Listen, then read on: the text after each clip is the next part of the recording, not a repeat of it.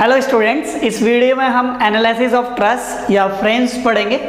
ये एक engineering mechanics या फिर स्ट्रेंथ ऑफ मटेरियल का बहुत इंपॉर्टेंट टॉपिक है। तो सबसे पहले हम जानते हैं व्हाट इज ट्रस। ट्रस क्या होती है या फ्रेम क्या होता है, सबसे पहले हम यही जानते हैं।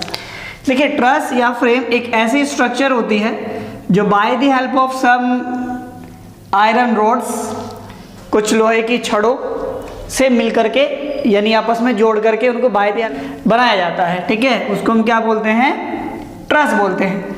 और ये ट्रस यूज होता है, ट्रस या फ्रेम आप जो भी कहो, ये यूज होता है जो एक्सटर्नल लोड्स हैं, जैसे कि रूफ का वेट, जो बड़ी बड़ी इंडस्ट्री होती हैं उनमें जो रूफ होती है ना, टीन शेड जिसको देखो आपने देखा होगा, टीन शेड, वो एक इस तरीके के ही ट्रायंगुलर शेप के ऊपर टिकी रहती है। और जो वो ट्रायंगुलर शेप की जो फ्रेम आपको दिखाई देती है उसको हम ट्रस या फ्रेम कहते हैं। रेलवे ब्रिज में भी आपने बहुत जगह देखा होगा, लोहे के जो ब्रिज होते हैं उनमें इस तरीके से ट्रस बनी होती हैं।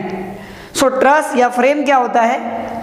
किन्हीं लोहे की छड़ों को आपस में जोड़कर बनाया गया स्ट्रक्चर ट्रस कहलाता है और इसका यूज होता है बाह्य बलों को बियर करने के लिए या सपोर्ट करने के लिए। ठीक है, एनालिसिस ऑफ फ्रेम्स या ट्रस का मतलब क्या है? मतलब एनालिसिस का क्या मतलब है, विश्लेषण का क्या मतलब है? तो देखिए, मान लेते हैं अपने पास एक ट्रायंगुलर ट्रस है जो कि इस तरीके से सपोर्ट पर टिकी है और इसके ऊपर क्या लगा हुआ है? एक लोड लगा हुआ है, सपोज कर लेते हैं W। जब इसके ऊपर लोड लगेगा तो ये जो मेंबर है इनको हम क्या बोलते हैं? मेंबर बोलते हैं। ये जो मेंबर है इनमें फोर्स जनरेट होगा, किसी में कॉम्प्रेसिव फोर्स होगा, किसी में टेंसाइल फोर्स होगा। तो एनालिसिस का मतलब है कि जब बाह्य बल लगे होंगे किसी भी ट्रस या फ्रेम पर, उनमें उनके जो मेंबर हैं, ट्रस के जो मेंबर हैं, उनमें कितना फोर्स आएगा, कितना उनमें स्ट्रेस डेवलप होगा। इस बात से हमें क्या फाइंड आउट होगा? भाई, हम कोई ट्रस बना रहे हैं तो कैसे फाइंड आउट करेंगे कि जो मेंबर हम यूज कर रहे हैं उनकी स्ट्रेंथ कितनी होनी चाहिए, कैसे फाइंड आउट करेंगे? तो एनालिसिस से तो फाइंड आउट करते हैं। ठीक है, सो एनालिसिस क्यों हम क्यों करते हैं? क्योंकि हमें चाहिए कि हम अगर 200 न्यूटन फोर्स लगाना चाहते हैं तो जो मेंबर यूज कर रहे हैं उनकी स्ट्रेंथ कितनी होगी। ठीक है, अब अगर हम बात करें आगे, फ्रेम्स आपने सीख लिया, ट्रस आपको पता लग गया क्या होता है। इसके बाद बात करते हैं टाइप्स ऑफ फ्रेम की।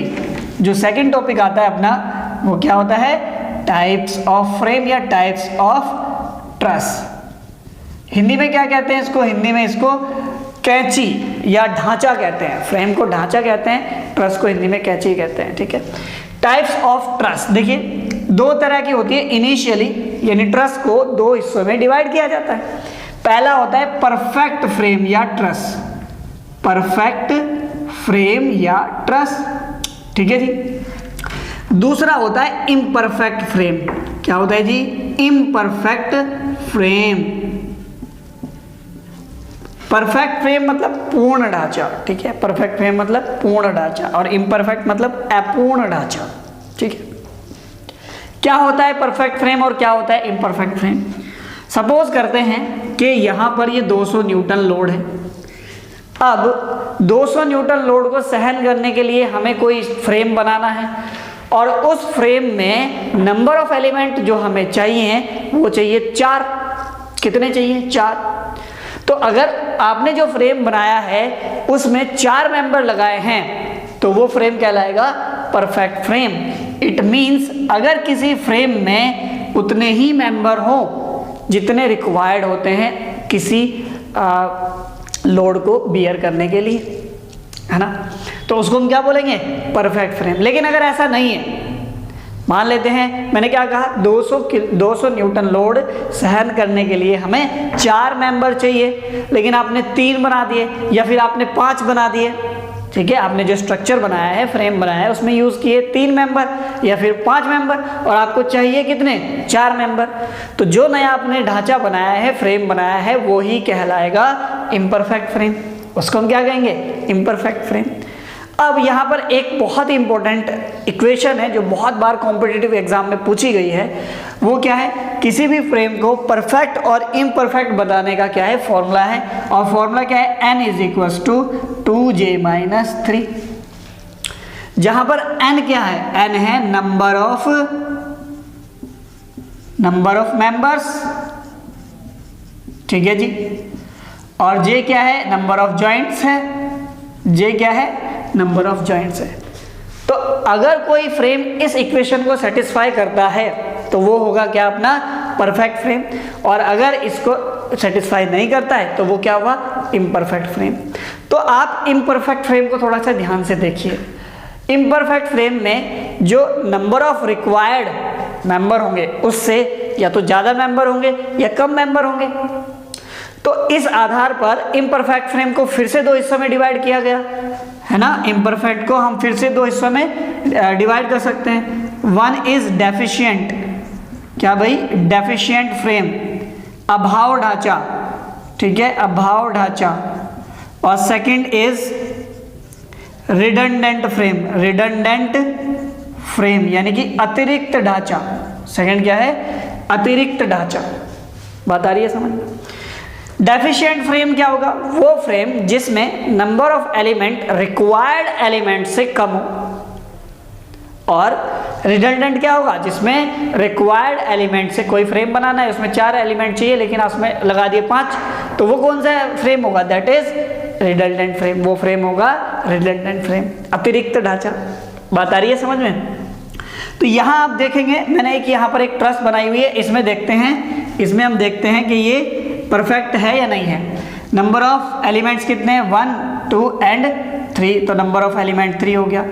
2 जॉइंट कितने हैं, 1 2 3 जॉइंट है, 3 माइनस 3 तो कितना हो गया, 6 माइनस 3 इज इक्वल टू 3। ये दोनों साइड इक्वल आ गई, इसका मतलब ये कैसा फ्रेम है, this is a perfect frame, perfect structure.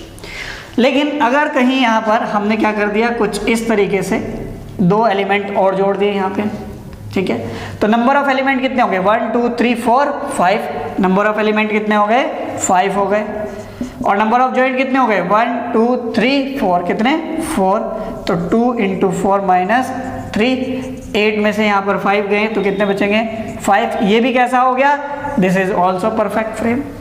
लेकिन अगर हमने यहाँ क्या कर दिया, ये इस तरीके से क्या कर दिया, एक और जॉइंट हमने बना दिया, 2 जॉइंट और हमने एक एलिमेंट और जोड़ दिया, तो नंबर ऑफ एलिमेंट कितने हैं, नंबर ऑफ एलिमेंट अपने पास 1 2 3 4 5 6, ठीक है, और नंबर ऑफ जॉइंट कितने हैं, नंबर ऑफ जॉइंट देखो 1 2 3 4 5 और 6 ही नंबर ऑफ जॉइंट है, ठीक है।